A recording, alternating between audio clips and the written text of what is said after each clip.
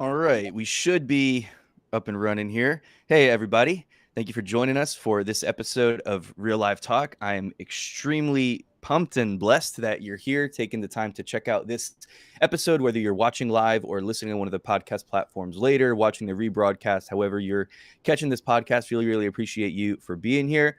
I hope that the content blesses you, challenges you, makes you think, something like that. And if it does, if you'd consider subscribing, sharing, or leaving a review, that would be huge. And I'd really, really appreciate that. I'm excited about my guest for today, Jonathan Galui. Did I pronounce your last name correctly, Jonathan? Yeah, you did. That's awesome. Most people don't, so impressive. Yeah. Well, I'm very professional at what I do, and so that sounds pretty Italian. Is that correct? Yep, as Italian as it gets. I might not look Italian, but yeah, it's definitely Italian. Yeah, same here. I've got one of those Italian last names, and I don't think people would assume by looking at me that I'm Italian. I'm incredibly white. Yeah, But anyway, I look Irish for sure. I can yeah. drink like an Irishman and eat like an Italian, so I'm good. Well, why don't you? Well, first of all, thank you for being here, Jonathan. I appreciate you and your time, and I really appreciate all that you do. And if you would just kind of start off here by just telling us a little bit about who you are and what we'll do, and then we'll jump into some stuff. Yeah, thank you for having me. Yeah. My name is John Galui. I'm in Florida here, so if you're not in a nice sunny state, come visit us.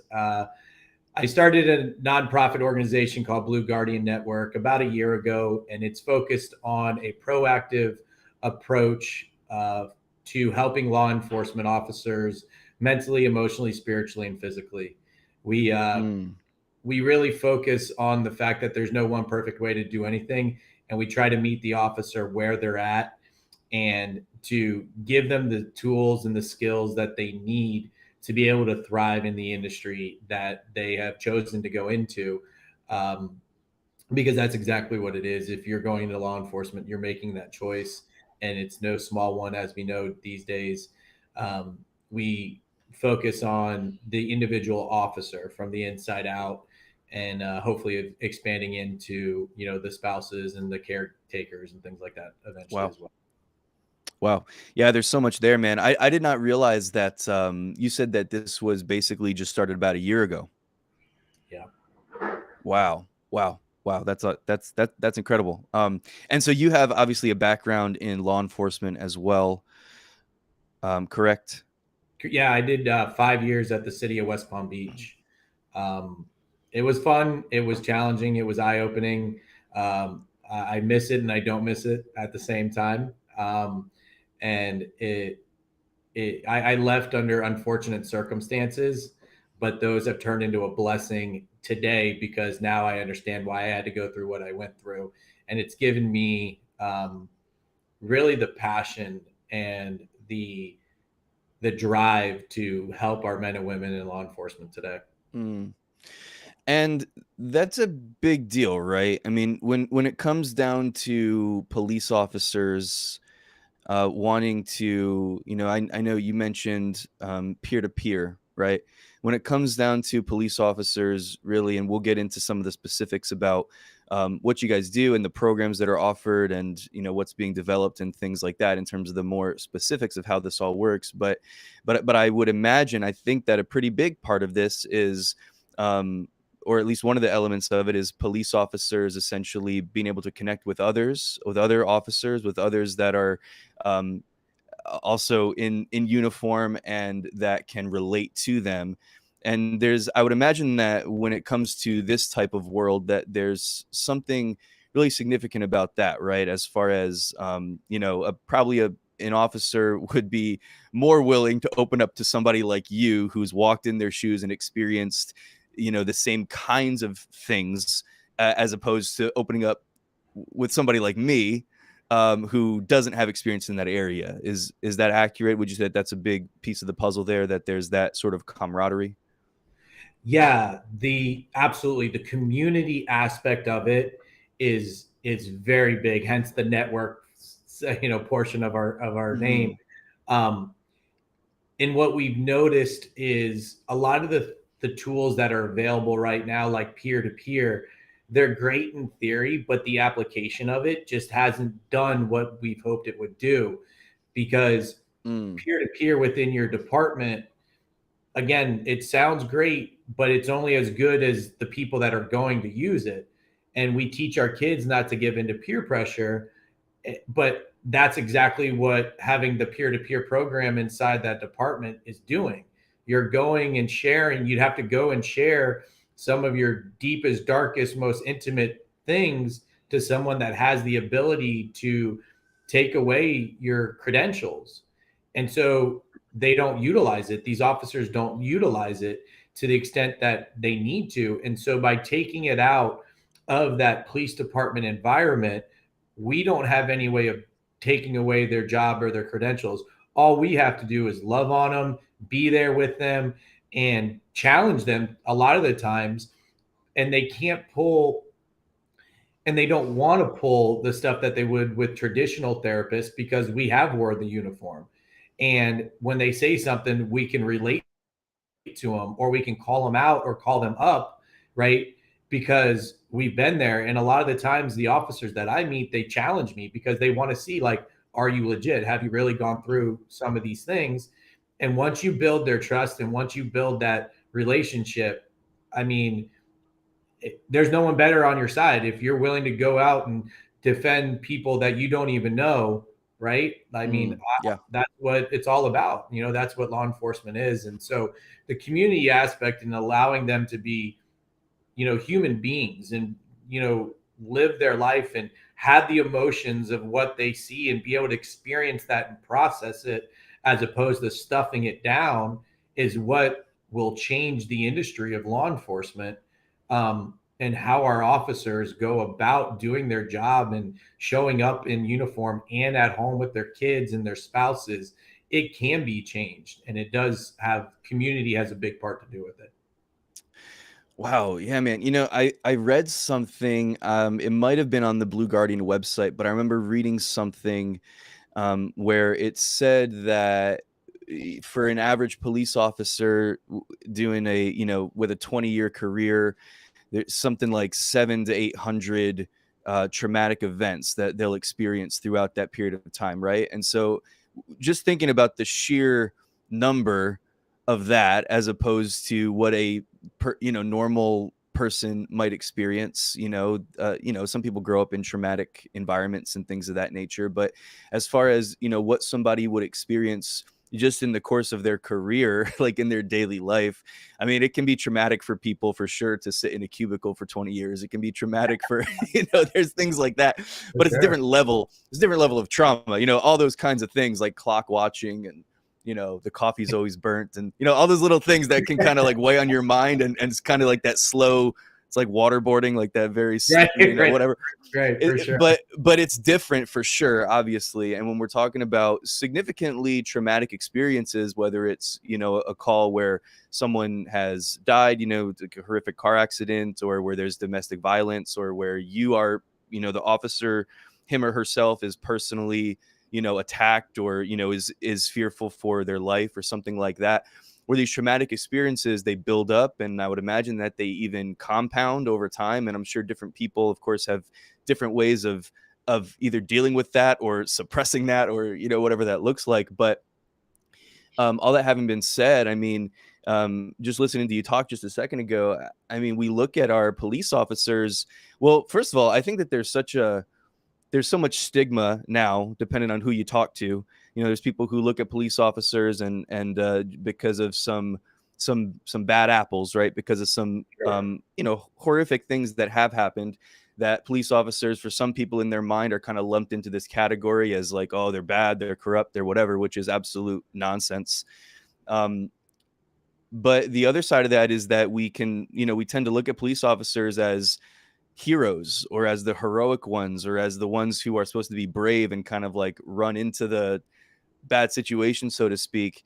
And yet, it seems that we have, and again, this is anecdotal for me, but based on what you said a second ago, it seems that we have not empowered them to really be at their best, to really be 100% when they're being called upon to go into and to be the hero and to be the one to diffuse the situation, and to try to establish some form of peace where there's things that are going on that are out of control and things of that nature.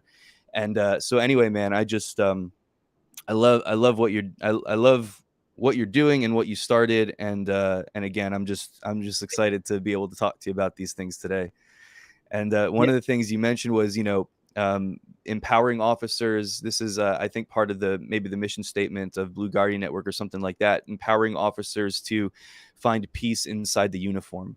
yeah. Um, and yeah, would you talk a little bit about that, and just kind of, if you want to, I know I just talked a lot more than I planned on, but but if you want to jump off on anything that I said, or just kind of explain a little bit about your heart, just a little bit deeper about your heart behind this, and why you started this whole thing in the first place. Yeah, no, the trauma is absolutely right. Like 700, 800 in a 20-year career.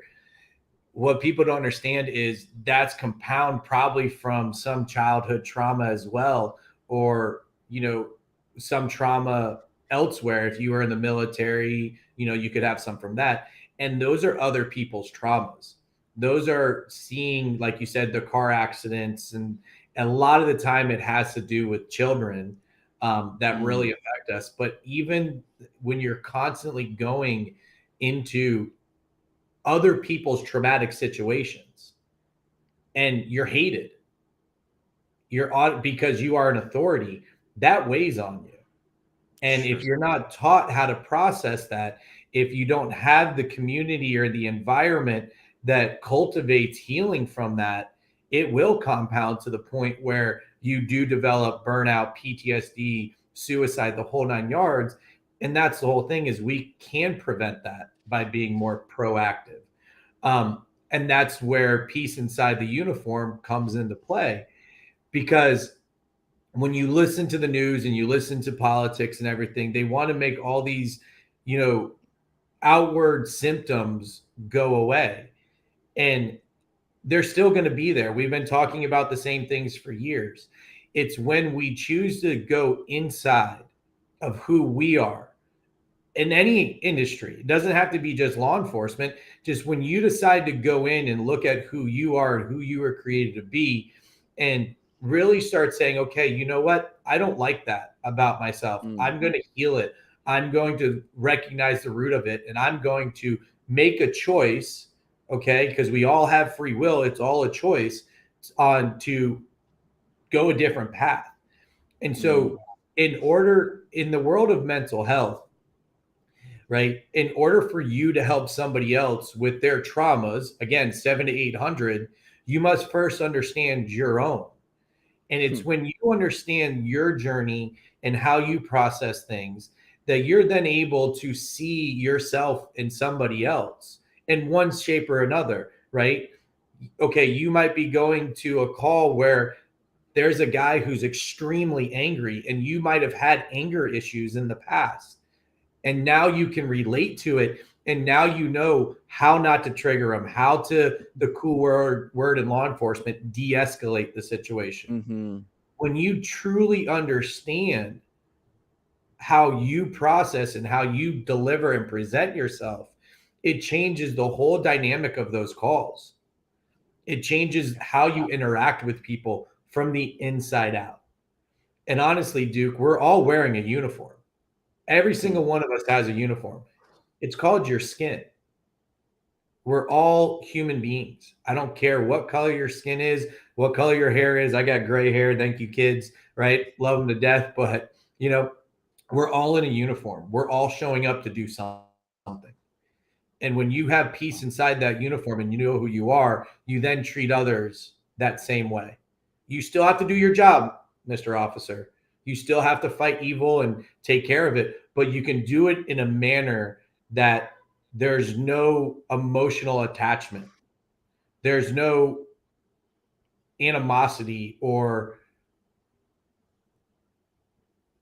hidden agenda, if you would, right? Which a lot of people think cops have these hidden agendas, quotas, and things like that. No, you signed up to do a job, you go and you do your job, you do it as efficiently as you can, and you process it, you take care of it, and you move on, because it's call to call to call to call. It doesn't stop, Mm, yeah. and it weighs on you. 12 hours of doing anything 4 days in a row, like, it's a lot.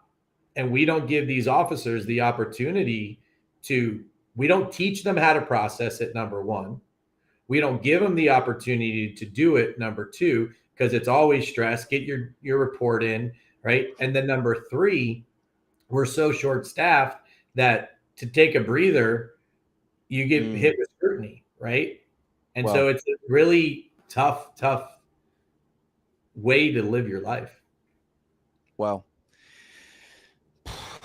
Um, Dr. Caps talked to me about that whole thing about, just going from one call to the next and kind of painting that picture. Because in one, you might have that kind of, um, that good experience, right? Where you go and you're helping some little old lady out with something, and she's fixing your cookies and Yeah, stuff like that. But then while you're there, he just kind of painted this picture of, getting another call to go somewhere else where now there's a domestic dispute going on or something like that. And like, you never really know what you're walking into. You never really know what's going to happen until you get there. And when you talked about, something that becomes so important for police officers is that art of de-escalating things. And really, I think that in probably most situations, correct me if I'm wrong, but we're talking about like seconds, right? And we're talking about where a lot of times you have to make very, very quick decisions, or you have to think on your feet, in terms of, you know, just kind of like responding, but responding in the right way. And you talked about how there's a really profound thing that you said about, if you're in a position where you're having to help other people, either process things emotionally, mentally, whatever, it's really important that you be in a good place in your own mental health, a good emotional state yourself, so that you are better prepared and equipped to help people in those situations. And it just seems to me that, when you're running at 60% or 30% or, whatever it is, because of things like you mentioned, that just the weight of everything pressing down on you. I'm sure we'll get into this, but, talk about home situations as well. And it's not just, because again, you said we're all wearing skin, we're all humans. And these people that we expect, these men and women that wear a uniform that we are, expecting to always be perfect. The reality is they've got their own pressures out, even outside of their job and everything else. And so, also the pressure of just, all the stuff, right? All pressure from all different areas weighing down. And so if you're not 100% in your mind, it's just, and again, not to excuse those that bad. have acted Right. beyond the boundaries of the law and beyond the Sure. boundaries of their duty, but you can kind of see how in some situations that things have gotten out of hand and out of control, when you're in those high pressure situations and not at 100% in your own, in your own mind, in your own heart, in your emotional state, and things like that. Yeah. Well, and it's an educational piece, right? Because you use the Hmm. the famous word in law enforcement and police reform, de-escalation. The bottom line is the only person or situation you can de-escalate is yourself. Wow. You Wow. can't go to a call, an active call, and de-escalate anything. The calls we're going to are emotionally charged, right? That's Mm, what we do. So if you go in emotionally charged as well, that's going to escalate anything, right? Go home, and if your kids are yelling and screaming, you start yelling and screaming, it makes it worse, right? Like, forget it. 100%. Yeah. But if you go in and you yourself are de escalated or calm or peaceful, right? And clear minded, you still have that job. You're still going to have yelling kids. You're still going to have a domestic violence situation, but you're able to see things for what they are, process it very quick, and take care of the situation the way it needs to be taken care of. So there's a difference between responding and taking, like, handling the situation, and de-escalation, right? You telling someone that's drugged up on, LSD or cocaine, hey, dude, you need to de-escalate. It's not going to happen. It's just It's not like gonna that. work, yeah. Yeah. So again, the only thing you can de escalate is yourself. You can make it worse.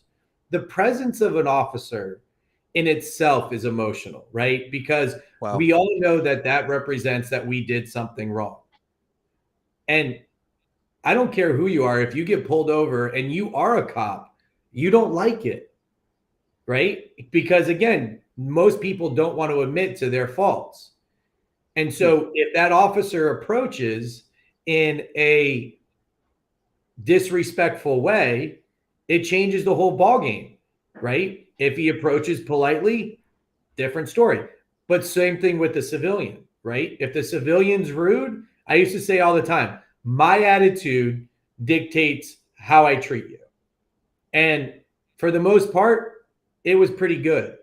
But that was the wrong approach, but that is what I was taught.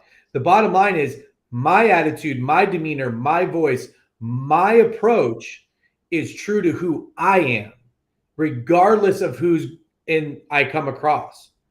So if I'm not going to let somebody else affect me, and as an hmm, officer, that's really hard. One, because yeah. it's not something we teach them, but two, right? Again, you have that constant trauma. Imagine a police force where there was really a very even keeled, even demeanored officer that just processes what he's has to process and then it's over and done with. Right? Okay, I had to take Yeah. you to jail. You're in jail. Done. Dropped it, moved on. Right? That's a form Yeah. of de escalation. So we got to be really careful in this Mhm. world and how we use certain words because they have power to kill, right? And they have power to Hmm, build up. And too often in our industry and honestly in our culture, people don't understand what these words truly mean and they use it out of context. And that's where you get this like fighting back and forth. Well, that same thing can go on in your brain. And I mean, I'm sure Dr. Royster and Dr. Caps can speak more into it. But if you don't have a clear definition of what something like de escalation is, you can have an internal turmoil that causes external issues.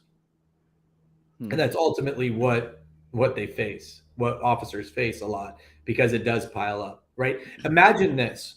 Imagine if you're a 200-pound officer and you put on your 30 pounds of gear and you go to a call and each call you add a half a pound to your vest, but you never take that half a pound off.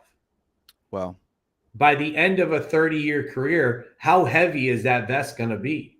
How, like, not to mention, maybe you've gained weight over a period of time, Mhm. chronic heart disease and diabetes, and that runs rampant, all based off of stress and law enforcement, right? But now you're Yeah. adding the weight and the trauma. By the end of your career, you could be physically in shape, but mentally, emotionally, spiritually, you could be a 600,000 pound male or female Hmm. because you're Wow. carrying everybody else's junk. Wow.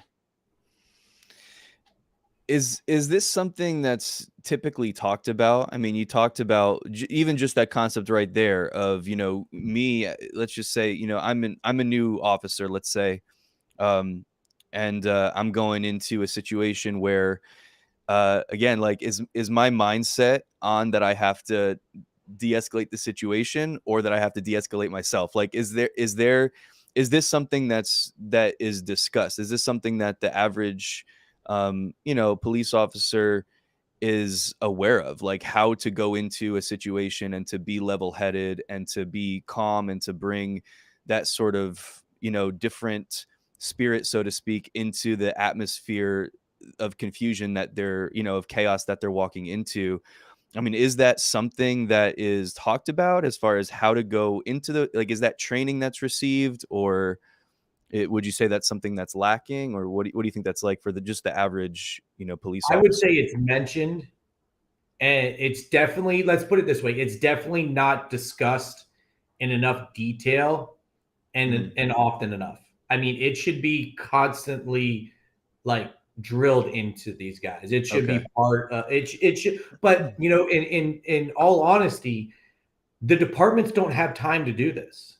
Right. They're Yeah. so overloaded with the practical application of their job. And like, this isn't the department's fault, and any department, whether they do provide this or they don't, right?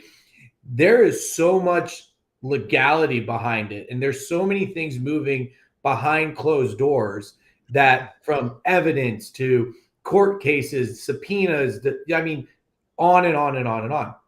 So we can't expect our police departments to provide these types of trainings, right? These are Mm. trainings that have to be done because, one, the officer wants to receive it to make them a better version of themselves and to be able to do their job in an efficient way. And two, that has to be done on their own time, right? Because Mm. there's a difference when you're sitting in a classroom setting and you are being dictated to, right? We all went through it. Most cops don't learn that way. That's why they Hmm. became cops. They don't want to sit behind a desk, they want to practically apply it. So that's where what our organization created is a very interactive way to teach these men and women how to utilize it and then coach them throughout their career. And you never stop learning, ever, in anything. If you think you understand one thing, right, then learn something else. Go on to the next, or go back, because I'm pretty sure you've missed something. Hmm. Um, and so the argument there is, well, you know, when do we have time for it? It doesn't take a lot. It takes an hour a week for Hmm. yourself to be a better version of yourself. Well, do we get Wow. paid for it? Right? That's the number one thing we hear. Well, is this something that, we get paid for? Because if we're not getting paid for it, I'm not doing it. Okay, I Mm. didn't know you had to put a price tag on making yourself better and being a better Hmm. husband, a better wife, a better father, a better mother, a better brother, uncle, whatever. And my response to guys with that one, because everyone says, John, you have an answer to everything. I'm like, well, because I've studied it. And if I don't, then I'm humble enough to say, well, I'll go find that for you. My sister's a teacher. I love her to death. She's a genius, right? She goes and she teaches math to sixth, seventh, and eighth grade young men and women. When she's done with her job, that's what they pay her for. She goes home and grades papers for 2 hours almost daily. She Hmm. doesn't get paid for that. Right. And those are the kids that you, Mr. Officer, you, Mr. Firefighter, attorney, whatever, right, are expecting that teacher to feed your kid academically. So that excuse of, well, we don't, is, to me, moot point. And it's a matter of, hey, do you really care enough about yourself more than anything Mm. to do Yeah. this work, to expose yourself? The bravest thing to do is to ask for help. And Yeah. that's what helped me, because I was that macho guy that didn't need anything, that his father told him to stuff it and toughen up. There's no crying, right? All that stuff. And that's how I got to rock bottom. Hmm. But you don't have to stay there, and you don't have to get there. With all the technology that we have and all the geniuses in this world, we don't have to get there. It's whether or not we're presenting them with the opportunity to prevent themselves from getting there. Wow. Man, I love what you said. The bravest thing you can do is ask for help. That's so huge. And I think that most people don't look at it that way. I think most people look at it as weakness. For a lot of people, asking for help is admitting to weakness. It's admitting that I don't have this under control. And I think pride gets involved there. And I think a lot of times fear gets involved there. I think a lot of different things get involved there. But that is ultimately such a incredible act of bravery to go to somebody else and to recognize, look, I'm struggling, or look, I can't do this on my own. And that's something that every single one of us needs to do, like, several times throughout our lives. And most of the time we don't. Like, most of the time we try to grit our teeth and bear it. We try to push through, we try to push stuff down. Um, we try to just kind of whatever, forget about it. And but when we're talking about people that, we're talking about police officers, people that are in the military, people that firefighters, and just first responders, and people that are like regularly encountering things like this that can be really significantly detrimental to their mental health over time, as far as the things that they're seeing and experiencing. Then even more so, that obviously gets amplified even more. But yeah, man, I just love what you said there about the bravery that it takes to admit that you do need help, or that you don't have it all together, or just to reach out for that next step. Well, here's the deal. There's no such thing as failure. Yeah, I There's agree with you. no such thing as failure because, and especially in law enforcement, right? Hmm. When I see a law enforcement officer, they're not going to quit. They're not going to stop, right? They're going to push forward. Military, they're going to push forward. Teachers don't just quit on the kids even though it's a tough day. We are designed to be warriors. We are designed to help and serve. And when you find out and you finally embrace the fact that there's no such thing as failure, and that it's a choice to either learn and grow or quit, right? You're still making a choice. You're choosing that path. And Yeah. when failure, when you lose the like you said, the shame, the fear, the doubt of making a mistake, and you learn from it, it can't be a failure because you learned something. Yeah. So when you embrace that concept of failure doesn't exist, because I'm going to constantly learn and I'm going to constantly grow and I'm going to constantly reach out or help impact somebody else, your whole trajectory in life will change Wow. because you're no longer looking down, right? Yeah, I mean, absolutely. sports is the one of the best. That's why sports are so great, is because it teaches you about failure. I was a baseball guy, right? If you fail 7 out of 10 times, you're a Hall of Famer. Absolutely. The greatest sport to teach you about failure. But if your coach is teaching you going up to that plate every single time, thinking about striking out or thinking about failing, guess what's going to happen? You're going to fail. Babe Ruth, Derek Jeter, they didn't get into that batter's box thinking that they were going to fail. No, they got into that batter's box clear minded, peace inside that uniform, ready with intention to do that job. Wow. And did they succeed every time? No, but they took each one, each call, each at bat, one at a time. And if Hmm. Derek Jeter struck out, he didn't take that into the next call. No, he went back to Hmm. the dugout, got a ground ball, whatever it was, and he got back up to that plate. So Wow. if we can teach athletes to do that, why can't we teach police officers, firefighters, teachers, nurses, doctors? Yeah. Anybody, flight attendants are getting attacked now. It's ridiculous, Huh. right? Wow. Yes. I mean, it's just sad. Anyone that's trying to serve somebody else to make a living has got a bullseye on their back. Hmm. And it's just heartbreaking, really. It's how people treat servers at restaurants.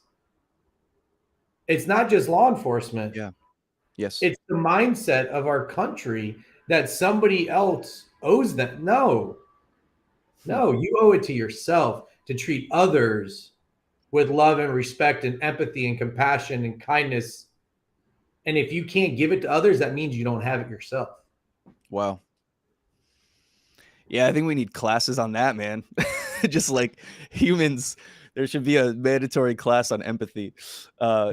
servant leadership, and yeah, stuff like that, man. But No, that's such a beautiful analogy, what you mentioned there about about a baseball player stepping up to the plate, because you can get into a slump and you can strike out, 7, 8, 9, 10 times in a row, but you still have to have that confidence that when you're stepping into that batter's box, I'm gonna hit this ball.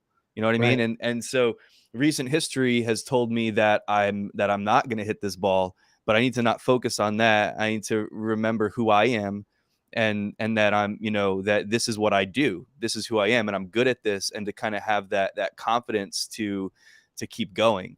I think that's such a cool analogy that flows into everything. I'm thinking about, like, I've worked in sales for the past several years, in addition to what I do as a pastor. But I've worked in sales, and I've had to do that, man. Like, I'm walking into a home where 8 people in a row just told me no. Yeah. And now I've got to walk in and still somehow muster up the confidence to say, like, no, like, those last 8 experiences I had, like, that's not who I am, and I can't internalize that. And I think that that's Right. the thing, man. And that's what I think, being able to talk to people and to be able to have that camaraderie of other people that are in a situation that's similar to yours. And it's one of the reasons why I think your organization is so powerful, and it's going to do such incredible things, is creating those open doors for conversation and for community to take place, and to have that. Because if not, it does, I think, if I'm left to my own devices and I don't have, there are so many times for me, and again, this is just anecdotal, but for me, as a just working in that sales environment, right, uh where I've had to call somebody. I've had to call one of my managers or somebody who's mentoring me or something like that, and kind of like let them talk me off the ledge, so to speak. Not literally, but I mean, kind of like remind me that, okay, you can get back in your car and you can drive to that next appointment, because of this, this, and this. And they'll remind me about the values and the reason why we're doing things, Yeah. ultimately. Because if my because my mindset would be, I really need to make a sale, because if I don't, I'm not going to feed my family. And I've got to somehow be able to get my mind off of that to, my real goal for this is to serve people. Like, my real goal for, like, me selling this product that I'm selling, it should be because I care about the person in front of me. It should be because I want their life to be better by buying this product, right? And so, not focused on me. And so I'd have to kind of go back to somebody and be like, back to one of my mentors, or back to, I mean, I would listen to audios in my car all the time of just things that were, encouraging and things like that, because it was just, I had to kind of keep my mind focused on the right thing. Or, I mean, I had so many times where I was just ready to quit, Yeah. but it was just, you can keep going. But again, it's that camaraderie, that community, of people that you can surround yourself with, to help you and to talk you through and to walk you through those difficult times. Because again, no matter who we are and what we're dealing with, um there's times where we don't have it, we can't do it ourselves, and we do need other people. Yeah. I mean, that's what organizations are, right?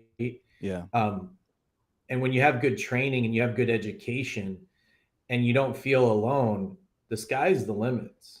And the what you described is the term in police work is resiliency, Hmm. right?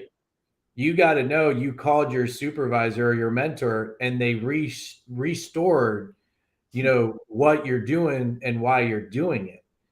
And when you are resilient, you don't give up. And it's really it's a personal choice. I think we're all resilient in some way, form, or another. But who feeds you really matters. Hmm. If you got an officer or you got a supervisor in your ear and he's negative and he's burnt out or he's, you know, like that's going to come into your world. And that's with anything. If you have a sales manager that's on his way out, he's really not going to teach you how to sell this product. Yeah. Yeah. And, it's funny because I worked for Enterprise Rent a Car right out of college. And I learned so much from that organization that I really didn't realize I was getting. I learned how to not take things personal was a huge one. right? Which Yeah. is what we don't teach that enough to police officers, to our children, to anybody. Because think about it, right? You get into a car accident, who do you yell at? Most people aren't going to yell at the insurance company because they're paying for their car. They don't Right. yell at the body shop because they're the ones repairing the car. And so here you have the poor little college kid whose your car's not clean and ready, right? And you're getting that's the guy that gets yelled at, right? Wow.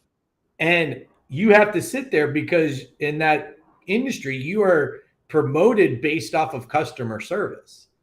And Mm. you have to be extremely satisfied to get promoted. Well, they survey these customers. If you sit there and you yell back and forth, if you escalate the situation, you're never going to get promoted. Wow.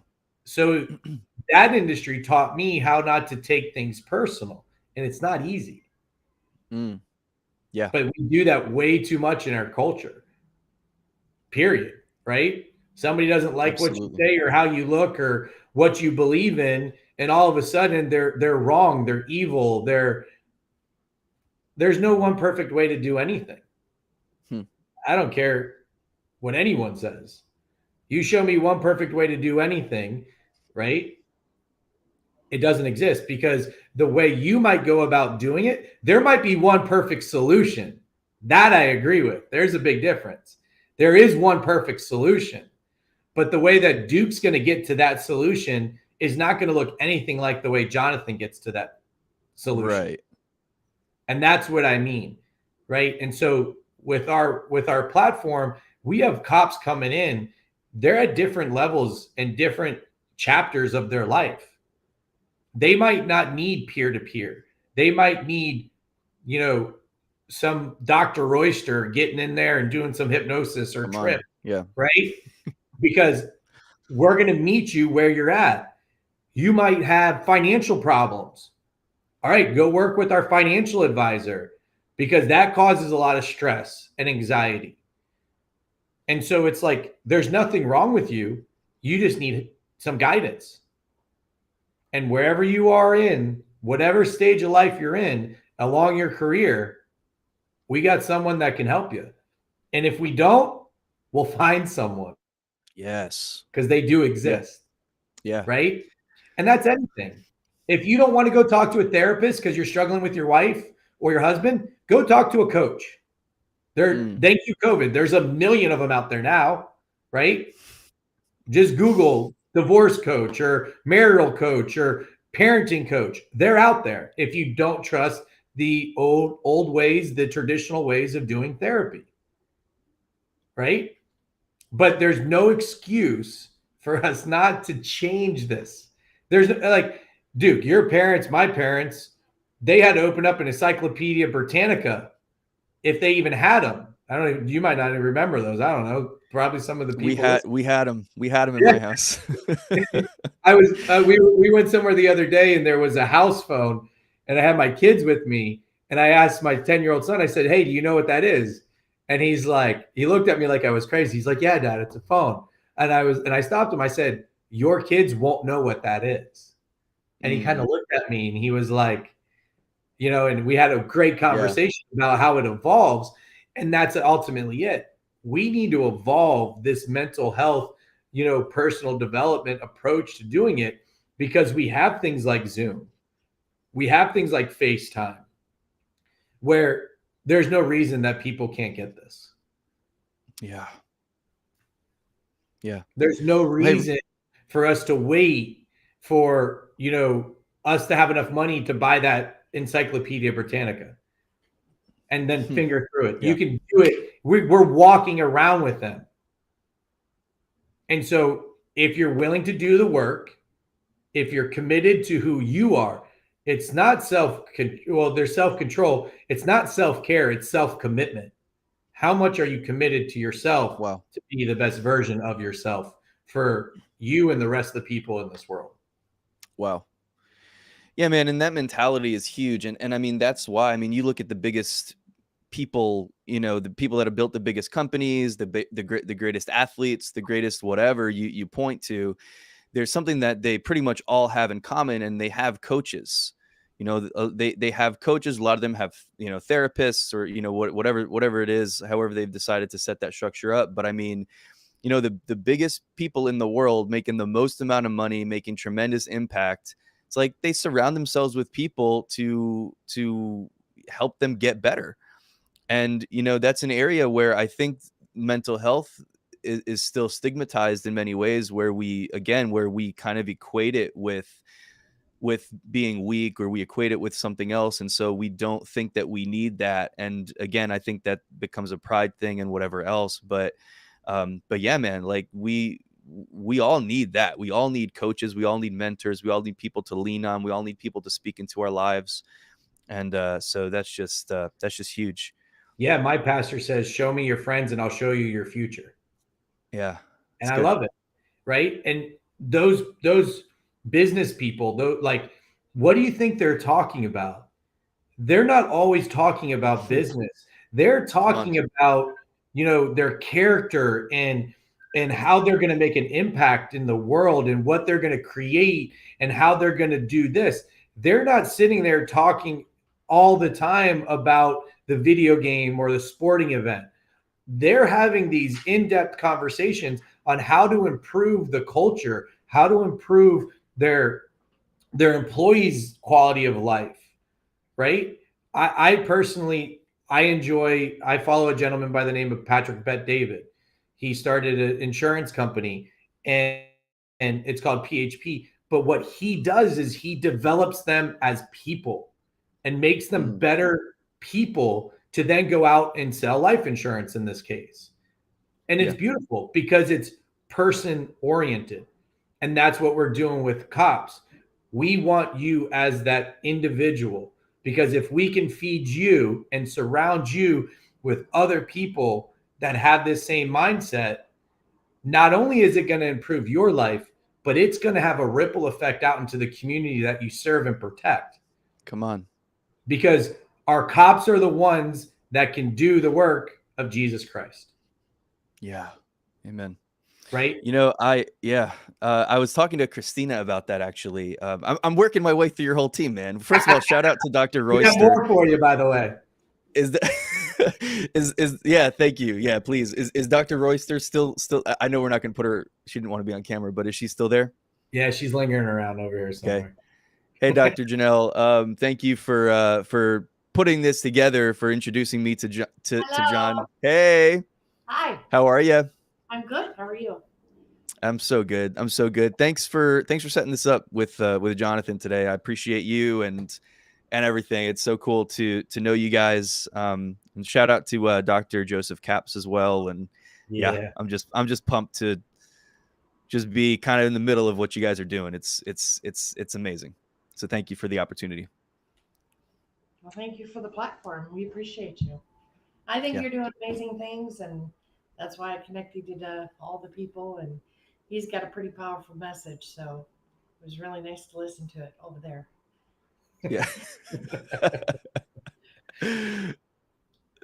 All right. Thank you. I'm thinking here, John, as you're talking, do you think that, okay, would you like to see this kind of care and support that Blue Guardian Network offers?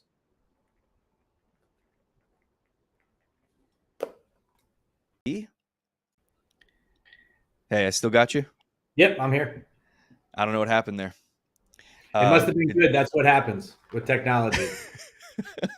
I was gonna say it was Dr. Royster's fault. No, Somehow, it's somehow she fault. came on camera and She's within arm's reach. Don't do that to me.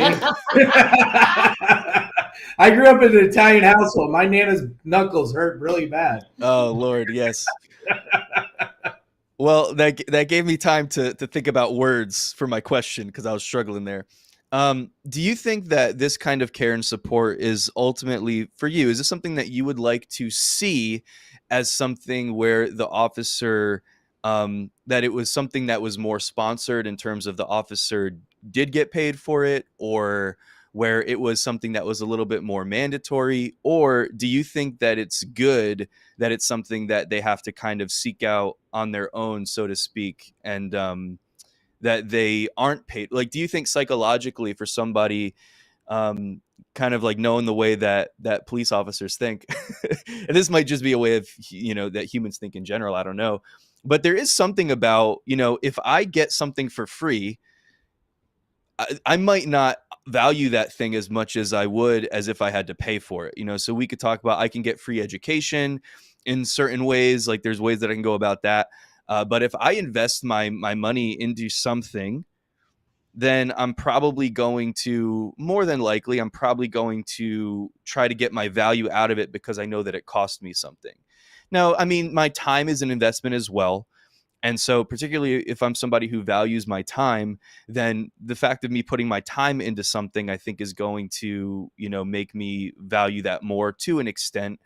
But I just wonder, because you were talking about this thing as something that, again, it's something that the officer, as far as right now goes, in most cases, that they've got to kind of seek this out on their own, and it's not directly connected to their department.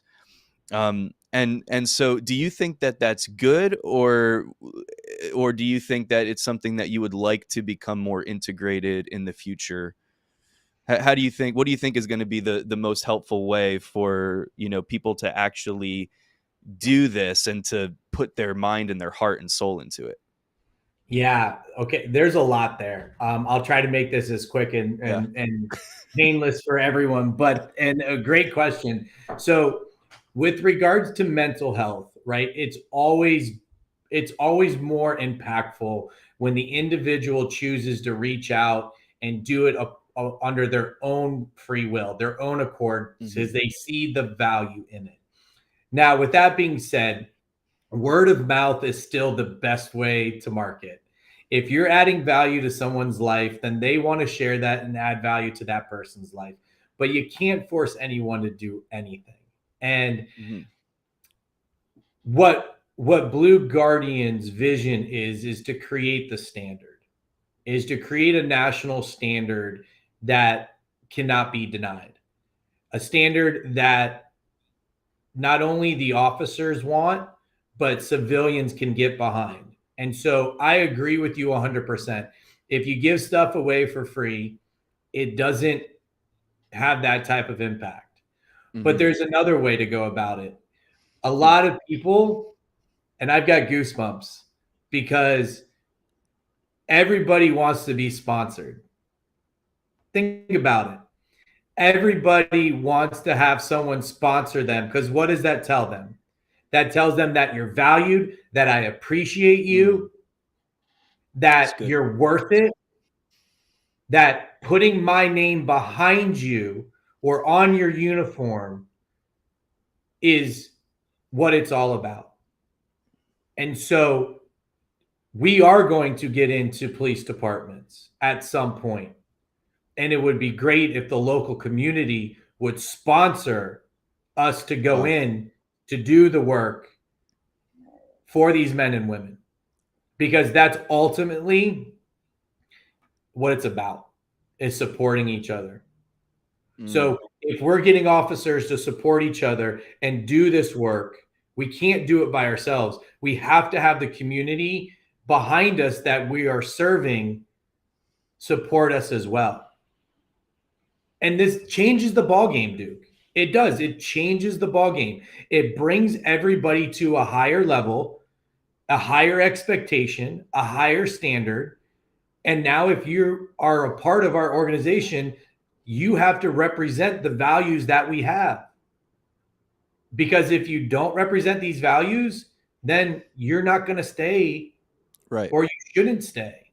And that's with any culture. That's with any organization, right? Every cop, what did they say? Every cop hates a bad cop more than anyone else, right? Well, why do they have to get to become bad cops? Let's get them before they get to that point. And with my team, good luck falling through the cracks. You know Roy Stern caps, right? wait till you meet Christina and Jennifer. Like, forget it. You know, there's 800 sworn police officers in the United States of America, and going down, unfortunately. But if we can just get a tenth of Wait, that, did you say say that number again? 800,000 sworn police Eight officers. hundred thousand. Okay. Yeah. 800,000. If we can get to where we can feed and impact just a tenth of that, it'll all change. Yeah. Yeah, because then you've got I would just imagine that the way that this works is that then they would begin to have more of an impact on those around them as well, right? Absolutely. Absolutely. And Because when you get freed and when you find information or you get some knowledge, what do we want to do? We want to share it. Right? We want to scream from the rooftops on what we found. yeah. And why can't the same thing be done with police officers? Why can't the police officers get the Jay Shettys and the Tony Robbins and the John Maxwell's of the world, or that type of teaching, that type of environment, that type of culture? I mean, they're the ones doing the toughest job in the world, and they're not getting anything. Mm-hmm. Sorry, times are about to change. But again, it goes back to getting the reach, and again, like you said, pay and sponsor. Right? I mean, you got college kids getting sponsored now. Right. College athletes are getting sponsored now to play, get a free education, and I'm all for it. I was a college athlete myself. If somebody wanted me to sponsor me through college, sign me up. Right? I ain't going to say no. Absolutely. Why would it be any different for a police officer, a firefighter, or a teacher? My kid knows every Bass Pro Shop sponsor there is. Yeah. Why aren't we sponsoring the people that we should be? Wow. What you were talking there about there in terms of accountability, that's huge too, right? So, I mean, accountability within your department, accountability within. So, if you have, you're. Oh, hang on a second. Did I lose you? I didn't hear you a second ago. Oh no, I got my you. battery's about to die on my computer. Let me get my charger real quick. Okay, sure. Go ahead. Sure, man. No problem. We'll call this intermission. All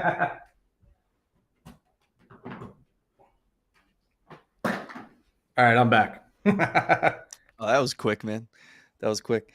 So okay, so would you talk a little bit about? I know that what we're talking about here, and what you guys offer with Blue Guardian Network is really a full circle kind of approach here. You talk about mental, physical, emotional, and spiritual well-being. Would you share a little bit more just about that and why it's so important to cover all of those areas when it comes to somebody's overall health and overall longevity? Yeah, absolutely.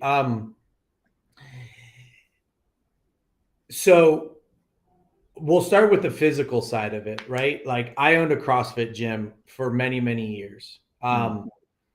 And just because you're physically fit, right, and you eat very well, doesn't mean that internally, emotionally, spiritually, and mentally, that you're okay, right?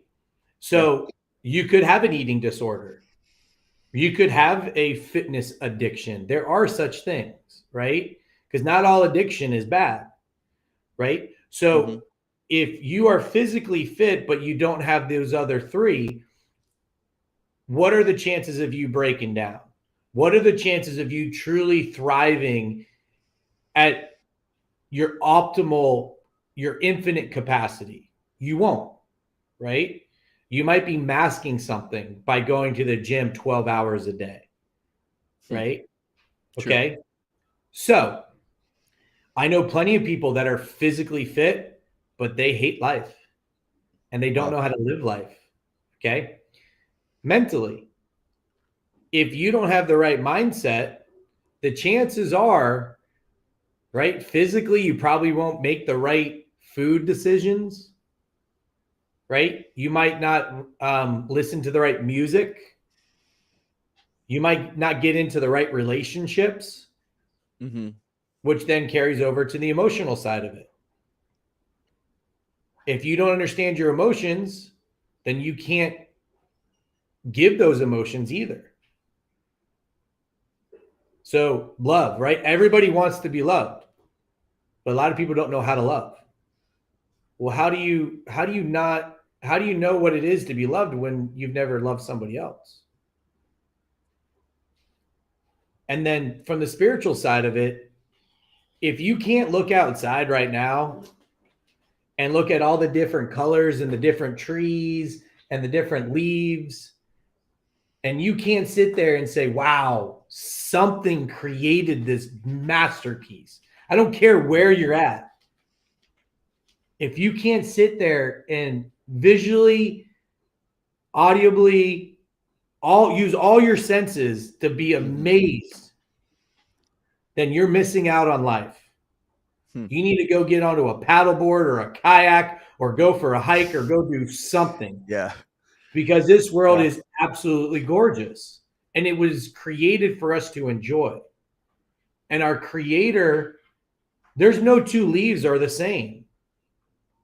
There's no two people that are the same.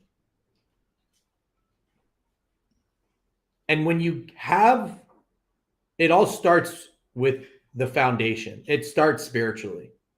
Hmm. If you know who you are and who you're created to be, then everything else will align mentally, emotionally, and physically. Wow. So I did it the opposite way. Mentally, I was tough, right? I went through SWAT. I played college baseball. I ran the gambit. Mentally, had it, but Mm-hmm. that eventually wore down. Hmm. Right? Emotionally, I struggled, but I was able to control my temper. I was able to do all that. It wasn't until I was in an emotional abusive relationship that eventually, because I wasn't emotionally stable, I got worn down. Hmm. Physically, same way. It wasn't until spiritually, and this is for me, it wasn't until spiritually that I created that foundation, that I started building a concrete slab and not shifting sand. And I started building who I was designed and created to be, that all those other things, all those, the physical, the mental, and the emotional traits that I had learned really started to come into play, and it started being impactful in my life and with the people that I Wow. surrounded myself with and my children and my decision making. Because Hmm. without that foundation, it was constantly shifting sand. Wow. Wow. It's really amazing. I really appreciate the way you describe that, and I'm just thinking about how, when you don't have all four of those areas in some kind of a healthy place, how, you, as you said, you can be really, really. I mean, even if I just take the spiritual side, let's say, spiritually, I'm really, really strong, but I struggle in the mental and emotional areas. What's going to happen? Like, I'm probably going to have a very unbalanced kind of spirituality. Like, and there's a chance where I'm gonna take my spirituality and I'm gonna, whatever, I'm gonna use it to hurt people, Or force it on because people, yeah, yeah, exactly, which is a exactly, big complaint yeah, of Christianity, right? Is that you guys are yeah, very forceful. And I just say, just in general, that is yeah, one of the biggest complaints, is because of that. hmm, yeah, yeah. And it's a when we get out of balance, and when we just kind of get out of touch with what people need, like, if I'm not, you talked about love there, I mean, if that's not the foundation of my life, then I'm not representing Jesus well to anybody. Like, if that's not who I am, then then on a very simplistic level, Jesus said, hey, they'll know that you're my disciples by your love for one another. And so, if I don't know love and I don't know how to express and give away love to other people, like I can feel like, very spiritually strong in my life, and then yet I'm destroying people with my words, or I'm doing whatever. I mean, a lot of bad, horrible things have been done all throughout history in the name of Christianity, or in the name of spirituality, or in the name of religion, or in the name of whatever, Sure. thinking that they were in this place where they were doing God's work or whatever, but completely missing out on what that was really all about in the first place, and destroying people. And it's but anyway, yeah, man, even on another level, if I could be strong mentally, I could be strong spiritually, but if I'm eating myself, or smoking myself, or drinking myself into an early grave, and not focusing on the physical side of things, then I'm not going to be around long enough to have the impact that I want to have here. Yeah. And so, yeah, I appreciate you. The way that you shared that, it became really, really clear why all four of those areas are so essential to have Well, and in a here's the healthy deal, place. Yeah. right? Here's how it works. It's kind of like what you were talking about with like sales. Like you got to know you didn't quit. There's a book out there called The Power of No, right? Great book. If you're in sales, please read it. Fantastic book. Yes, it's There's awesome. also another book called 3 Feet from Gold, right? That everybody should read. When you get no's, you're getting that much closer to your yes. And when we try something, if we go to a therapist and it doesn't work, a lot of people quit. Oh, I'm done with therapy. No, Yeah. that was one therapist. Go talk to somebody else, right? Or we go on an eating plan, right? Paleo, keto. Well, just because keto worked for Duke doesn't mean that it's going to work for Jonathan. You might have an insulin deficiency. You might have low iron. You can't cookie cutter something that works for everyone. You have to Absolutely. figure out and come up with what works for you, and don't quit. Be resilient. Dude, if you know you're going to eat ice cream, the chances are you're going to gain weight. Pick your pain. It's either the pain from going to the gym and being sore, or the pain from not being able to get off the couch because you eat ice cream too much. Come on. You might be the guy that goes to the gym so you can eat ice cream. Have at it, dude. Right? That's kind of where I'm at, man. I might have talked about myself there. That's kind of where I'm at. But don't quit. Keep trying. Try different things. Develop a toolbox of skills, right? Some people can wake up every morning and meditate. Other people can't do the same thing over and over again. I can't. If I wake up and I'm kind of grumpy, I go for a run. Yeah. Because I hate to run. And that gets me out of my mind. If I wake up and I'm happy, yeah, I'm going to sit there and read my Bible, and I'm going to pray, and I'm going to meditate, because I'm in the right state of mind to do that. Yes. So the days that I go for a run, I might not get to that state where I feel that I have to sit down and read my Bible. That's okay. If you miss a day, guys, it's okay. But it's a matter of getting back on that horse. I might read it at night. I might only do a minute or two as opposed to 20 minutes that I usually do in the morning, right? You can have multiple modalities at your access, and knowing who you are, again, piece inside the uniform from the inside out, you know what works with what. Wow. It's kind of like choosing the kind of pain to have, right? Like like if I'm gonna get up and run, or go to the gym, or just refuse to eat that ice cream, or refuse to eat that fried chicken or whatever, like if I'm gonna do that, like that's painful right now. It's painful mentally, it might be painful emotionally, it's painful physically for sure. but I'm going to choose to do that now. Why? So that later on, I'm setting myself up to avoid a different kind of pain that's really ultimately a pain that's, in a sense, out of my control. Or, we could talk about it this way. I'm going to choose right now to subject myself to the pain of talking to a friend about things that I don't want to talk about because it's weighing on me. And I'm going to choose to do that now, or I'm going to choose to go see Dr. Royster, or I'm going to choose to, to do something now that is painful for me. It's painful for my pride, or it's painful for my wallet, or it's painful for my own just mentality or whatever. But I'm going to do it now because I don't want this to become something that's out of my control, later on in the future. And Yeah. so it's kind of like choosing what kind of pain you want. Do you want the pain of, Whenever you delay pain, it magnifies. come on. It magnifies, right? It's good. So you get into an argument with your wife, right? Or your husband, and you choose to not find that conflict resolution where both sides win. There's pain on both sides. Yeah. And if you're not willing to address the monkey in the room, it's going to grow. When the law enforcement divorce rate is what did Dr. Royster say? At an 81%? 81%. 81%. Oh my. Society in general is over 50%. Sure. So when you choose to have that painful conversation in the right way, you no longer have to carry it. And now it's no longer painful.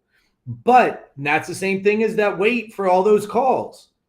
If you don't have that painful conversation, you're going to add and add and add. And there's nothing anybody hates more than when you get into an argument, somebody bringing up something from the past, right? Here we go. Pick your pain. Yes. It's your choice. And I tell a lot of my cops this too, right? Good and evil, God and devil, right from wrong. I don't care how you put it. Which one are you going to focus more on? Because whatever you focus more on is going to grow. Absolutely. If you focus more on what the devil's doing in this world, guess what? That's what you're going to see. That doesn't mean that it disappears, right? That doesn't mean that bad goes away. Yes. It's still there, but you're not focused. You're not fixated on that, right? Yeah. If you turn and you look the other way and you say, I'm going to focus on this, I'm going to add value to my life, I'm going to grow, I'm going to surround myself with people that are going to challenge me and put me in good, painful positions, right? Yeah. Now you're breaking those chains. Yes. I had to break through the pain of not liking the sound of my own voice. Now everybody tells me to shut up. Right? But that was a pain point for me. Right? Yeah. So pick your pain, guys. Yeah. If you want to go home and be miserable, that's your choice. You can fix that. You can fix it. It starts with you. Nobody else. Yeah. Nobody else can change it. And that's where, these departments can offer this. And hopefully they do. But in the end, if you really want the impact, you do it. Yeah.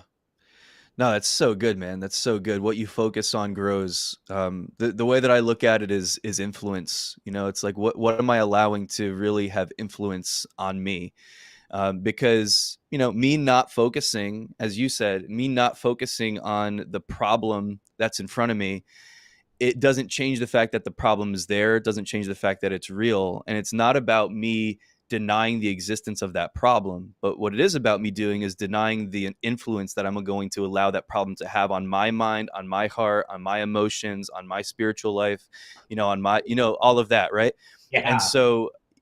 And so, it's that focus thing. It's not about becoming numb to things. It's not about suppressing things or pretending that things don't exist. It's ultimately, a lot of times, it's about looking to what's a higher reality or a higher truth, something that's going to help me, get through this. Because yeah, it's true that this is not me. This is an example.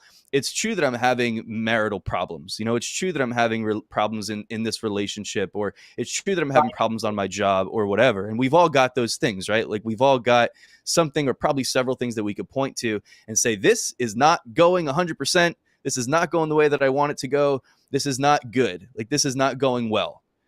But I can focus on the fact that it's not going well. And then I basically just kind of continue the cycle of subjecting myself and almost kind of in some situations creating kind of a victim mentality in myself of I'm just stuck in this thing and it's going to continue to have this negative effect. Or I can change my perspective. As you said, I can change my focus and I can stop allowing this thing to impact me in this negative way. It doesn't mean that the problem's going to go away in the next 24 hours, but it does mean that I can change my relationship with the problem by focusing on something that's better, that's actually going to help me in the long run. Yeah. I mean, wow. Like that was prophetic wisdom right there. And we don't have these conversations enough.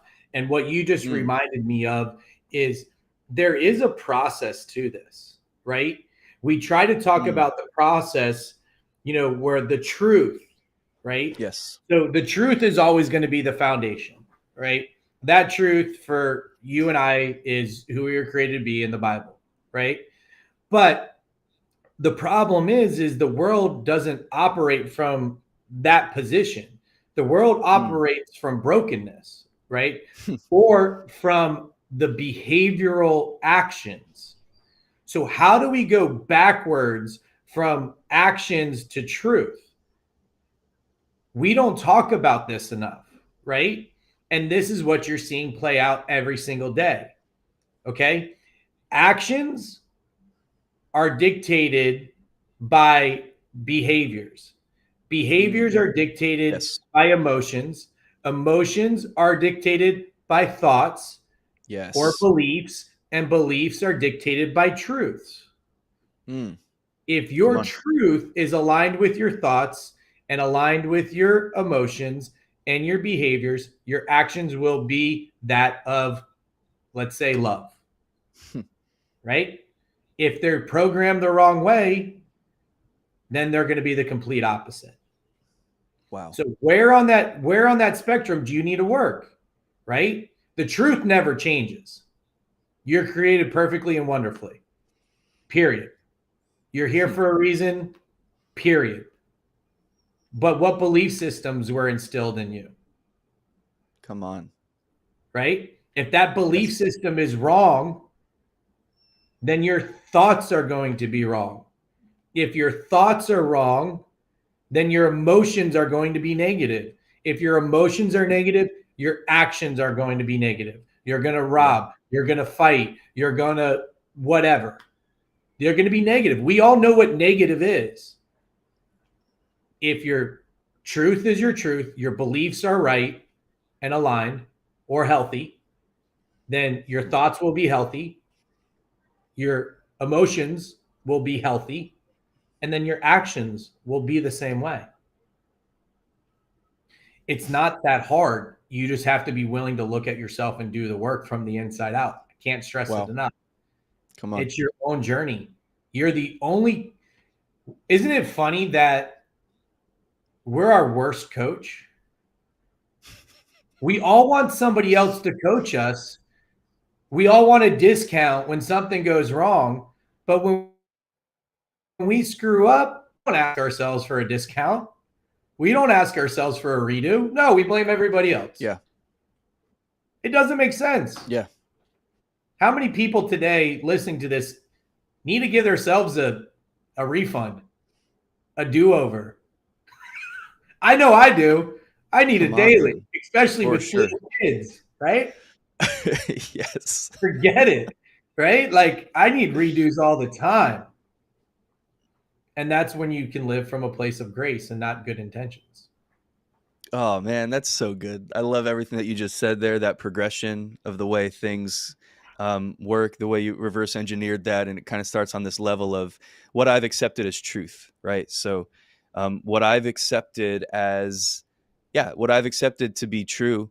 So, and that might be something incredibly negative. That might be something that says, that I'm I'm not good enough, or I'm never going to amount to anything. You're a kid, you start hearing those things.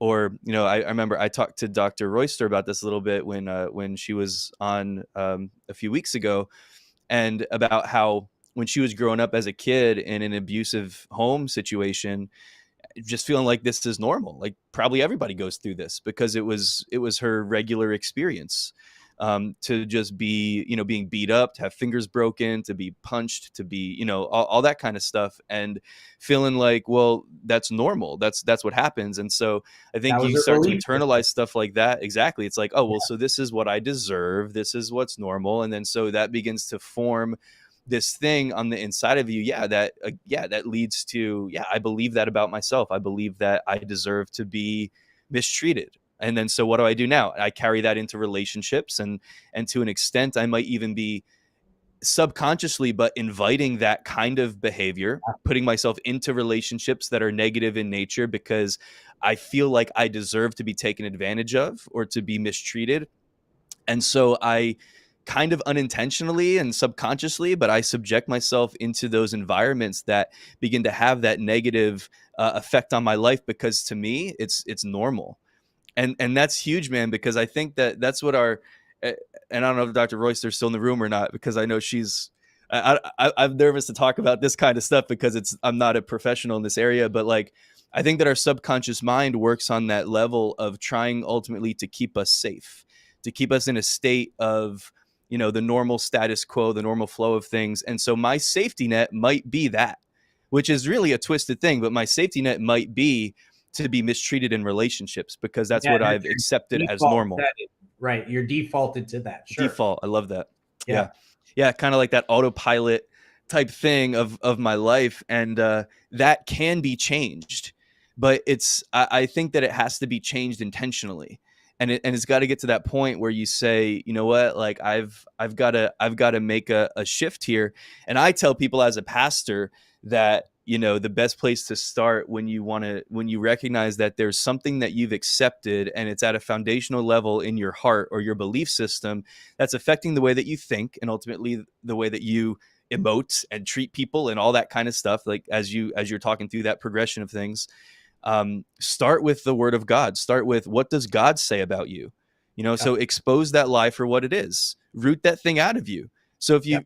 that's not consistent with what God thinks about you, that's not consistent with what the word of God says, that's not consistent with the way that God created you and designed you in the first place. He designed you, and when he designed you, he got done at the end of the sixth day, and he said, this is very good. Yeah. That's who you are. It's not, you're not who you are just because of the experiences that you've had in your past. And people mistreated you, took advantage of you, bullied you, belittled you, abused you, whatever, then like unfortunately it's so twisted, because the way that our mind interprets that so often is this progression of, well, that's what I deserve and that's who I am. No, that's not who you are. That's not who you are. That was a bunch of stupid people, or misguided people, or confused people that were taking their insecurities out on you or whatever. Yep. And ultimately it left you in this place where you are now, and you're not seeing yourself the way that God originally created you and designed you to be. And so get back to that. I just think as a starting point, I think it's helpful. Get back to, what does the one person whose opinion matters more than anybody else, God, because he created you, what's in his heart for you? What does he say about you? What does he think about you? Because it's so different than what man says. Well, absolutely. And this is what people need to know. This isn't easy. This is That's hard. right. That's right. Okay. When I hit rock bottom, that wasn't hard. The hard part was coming out of rock bottom. It was Yes. the hours that nobody saw me crying in church, at a church, to my mom, to my friends, in front of my kids. It was the hours of journaling and writing and praying. It was the hours of long walks or long drives. It was the hours of battling the voices inside my head. Come on. It was the hours of the crap that was coming at me, what seemed like never ending. The second I thought I was in the clear, something else came and something else came. It wasn't easy. It still isn't easy every day. Yeah. But I have the intention, I have a vision, I have purpose, and I stay focused and true to that. And I surround myself with as many positive situations, but it's not easy. I don't Yeah. want everybody to think that, wow, John, you sound so, smart and so wise. And, no, I'm not. I just went through it. And I chose not to quit. I challenged God. If you can do what you've done with me up until this point with anger and shame and doubt and fear and pride and ego, what can you do with me with love and joy and peace and kindness? That's so good. And it still got worse. It didn't get easier. But he said, okay, here you go, bud. Psalms 51:10 is my life scripture. It's create in me a pure heart, O God, and renew a steadfast spirit within me. Yeah. And to me, I believe that that is the ultimate transformation scripture in Bible. And it works for anybody that's trying to change anything. Because if it's not changed in your heart and in your spirit, it don't matter. You won't embody it. Right? They say our words are the actions of our heart. Yes. Well, are you cursing at your kids? Probably. I do. But I catch myself and I correct myself. Are you calling your spouse a name, either to their face or behind closed doors? You still got work to do. Are you calling yourself a name? I'm not worthy. Right? Create in me a pure heart, of God, and renew a steadfast spirit within me. Wow. It's not easy, but it's worth it. Because, everybody asks me, like, John, what is it like on the other side? And I'm like, I don't really know how to explain it. I said, but the greens are greener and the water is wetter.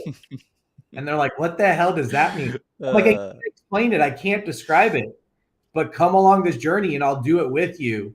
Yeah, man. Because even the bad stuff, there's opportunity in. There's something new to create or to grow. Right? The water's wetter. I don't know how to explain that, but I feel it.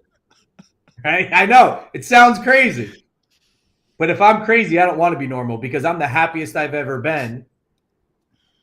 And I did everything that society said to do. I checked every single box and was miserable.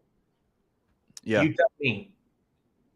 Right? It's not crazy, man, because when you're living in that place of misery, or, again, as a pastor, I teach a lot on something that I would call condemnation, or, something like that. Like when you're living under, I call it a cloud of condemnation, and that shows up in so many different ways.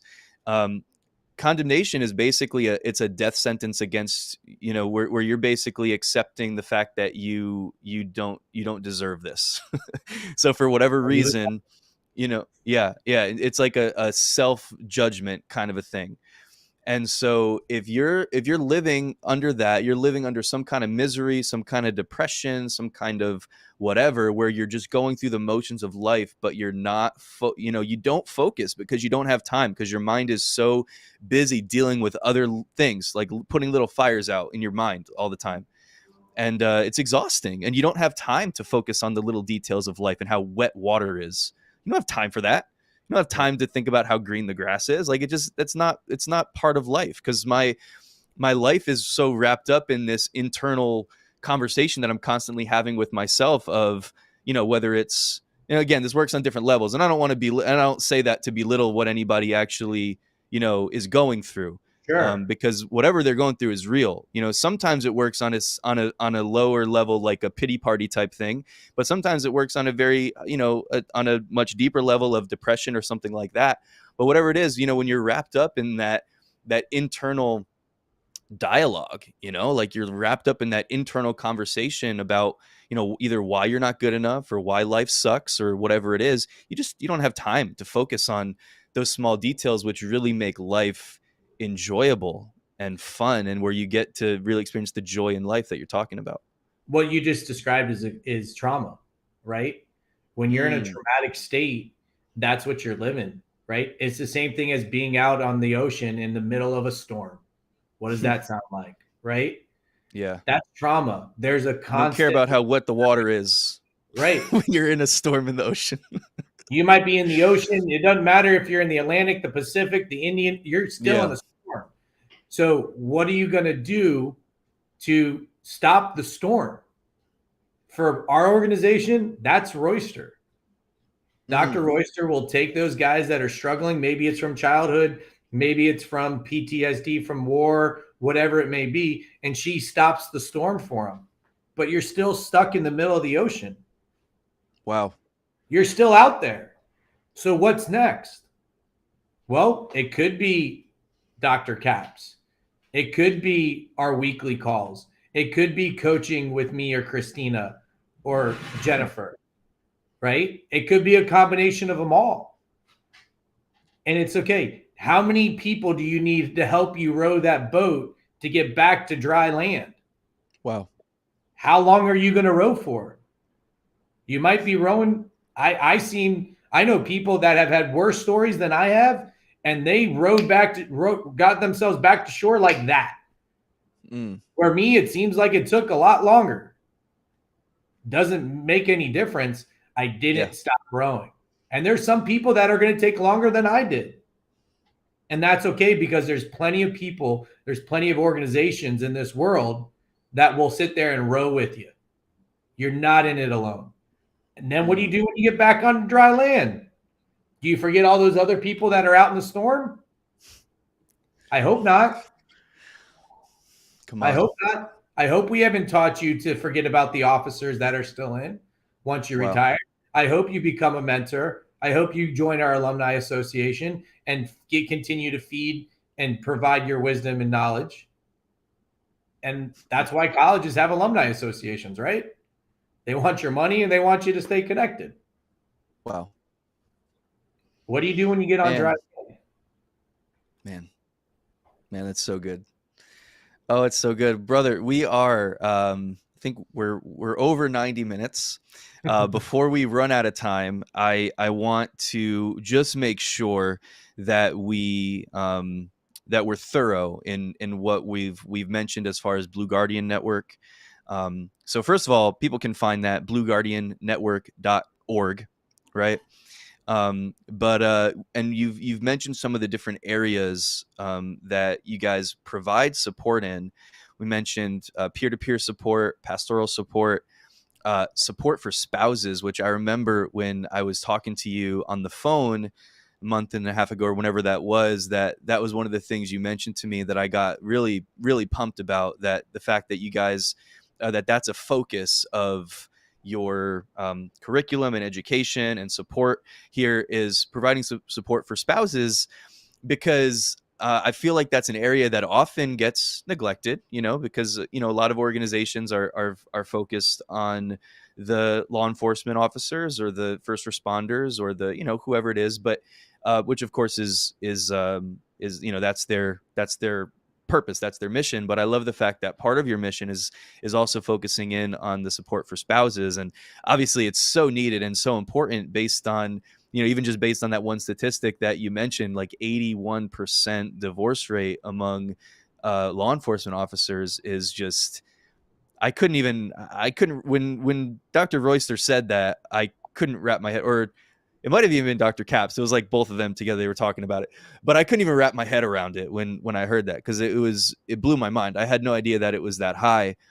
And, that's just an area that is so important. And the fact that you guys are focused on that as well, is providing that support, because again, it can be, I just imagine that after coming home from 12 hours on the job, and again, you might be 2 years or 5 years or 10 years or 20 years in, and it's like all of this stuff that accumulates over time, and then just that day that, whatever you might have gone through that day, and then you get home, and I'm sure there's this mindset of wanting to protect and shield your family from the trauma that you experienced and not wanting to bring that home. But then if your family, particularly your spouse, doesn't know about that, doesn't have any idea what's gone on or what you've gone through. And we talked about how when foundations are not laid properly,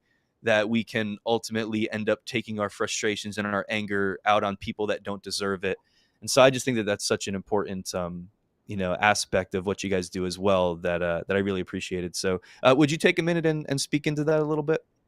Yeah, thank you. Actually, it's something that, I think a lot of, hopefully, your viewers and just citizens in general kind of can wrap their minds around it. Is a lot of cops, when they go home, they don't want to talk to their spouse about what they encounter because they don't want to hurt them. They don't want to impact them the same way it's impacted.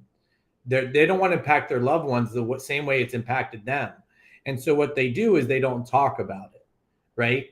And then very slowly, again, over the course of time and the number of years, these officers, as it builds and builds, they then start to isolate themselves. They start paying more attention to video games. They find ways to not have to interact on that level. And then what they originally decided or tried to do, which was protect their family, they ultimately hurt their family. And that's the last thing they want to do. But then at that point, they're so far into it, they don't know what to do. And I think a big portion of it is being able to educate the spouses and the children when they're of age what daddy is experiencing in the context that they can handle. So when their dad or their mom, their family, their loved one that's an officer comes home, they're able to understand and give some grace and give some empathy, knowing that that officer is still getting fed on our platform on how to love and cherish their wives or husbands and children.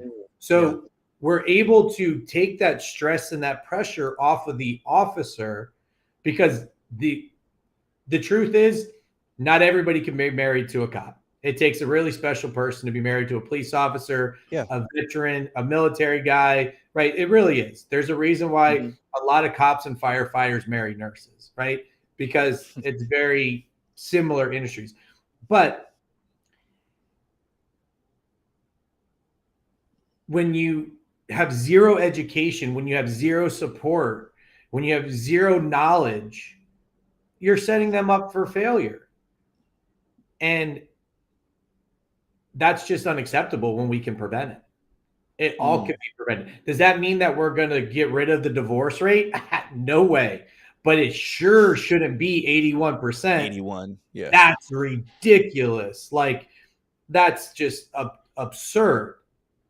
And that's why keeping them separate, the police officers, our platform, are two different. The police officers are on one platform. It's only for them. The spouses and the children and the caregivers are on a totally different one. And that allows both groups, or all the groups, to really sit there and be open and honest with themselves and with their community, right? Because the last thing a wife is going to do is complain about her husband, or vice versa, when they're all on the same platform, right? But I'll tell you right now, it's better for, a significant other to complain to one of our coaches or talk to one of our therapists than to go to their mom and dad or go to their brother and sister, because that's one of the problems with relationships. If you go and talk to my mom and my dad and you say something bad about me, guess who they're going to defend? Me. I'm their child. I'm their blood, right? So we do that ourselves. We go tell our parents, oh, my wife did this or my husband did that. Well, they're always going to defend you. They're always going to be on your side. So they're not the right place to dump that junk. Come dump it on us, because we won't personalize it. We're not married to them, but we'll help you process it. We'll help coach you through it. We'll give you options. We have relationship counselors too, right? And that's what it's all about. Is again, it's the education, it's being able to be in community, it's being able to open up so you can receive that healing and that next step to move your life along in a direction that will benefit everyone. And in the end, look, in the end, if the marriage isn't supposed to be, then so be it. Hopefully you can part ways amicably, right? Doesn't happen very often, but the chances are of that happening if you're both doing this work are pretty few and far between. And Mm. here's the difference, and I'm not putting down marriage counseling by any means. So if you're in marriage counseling, go. But the reality of the fact is that marriage counselor is trying to bring you guys back together, because if he doesn't or she doesn't bring you back together, then he doesn't have a practice, right? That practice goes away. But if you're working with someone where we're trying to make you the best version of yourself, and they're trying to make themselves the best version of themselves, the chances of you guys growing back together are very, very high. Mm. Now, again, that's why there's more than Wow. one way to do this. Wow. Whew. All right, man. Last question here, and it's I hope it's not too much of a big question. I was just thinking if you could give kind of a snapshot of your kind of ultimate goal, like the big picture goal for Blue Guardian Network. And I know we're basically about a year into this, you said, into this journey of this organization. What would you say is kind of like your big picture goal? And then maybe a snapshot as well on a smaller scale of kind of like day to day and what the focus is of the organization. Big picture goal is to be the mental health standard for law enforcement in the nation.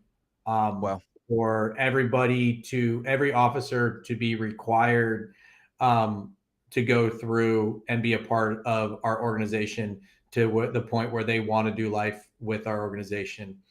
The smaller day-to-day operation is developing the team that has the right mindset to put out the best product, the best service, the best environment for our men and women in uniform.